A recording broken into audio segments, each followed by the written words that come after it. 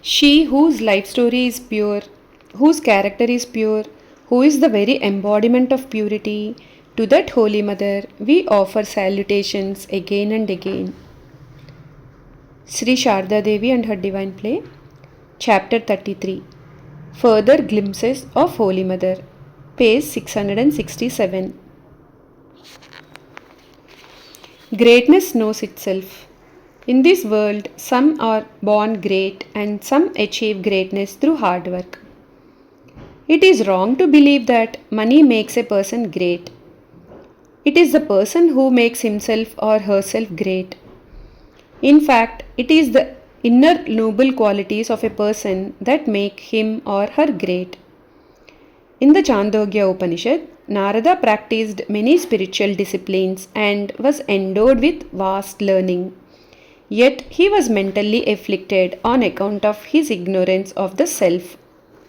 So he went to the sage Sanat Kumara, a knower of Brahman, to learn the knowledge of the self.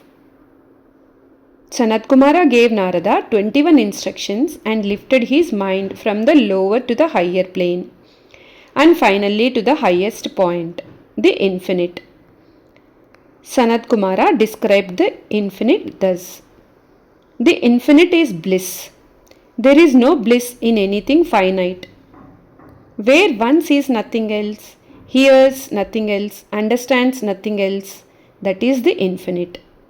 The infinite is immortal. Narada asked, Venerable Sir, in what does the infinite find its support? Sanat Kumara replied, Sve Mahimni, in its own greatness. Holy Mother was born with divine greatness, and she shone in her own greatness. What makes a person great? In this world, people become great by vast learning, physical beauty, enormous wealth, overwhelming oratory, striking leadership, scientific invention, marvelous adventures, attractive acting, prolific writing, wonderful singing, skilled dancing, astonishing bravery, spectacular athletic skills, and so on. Holy Mother did not gain greatness through any of the above, yet she shone in her own glory. What made her great? Her maternal affection for humanity attracted people. Her pure character and glowing renunciation were awe-inspiring. Her simplicity and modesty were majestic. Her passion for truth and self-control were overwhelming.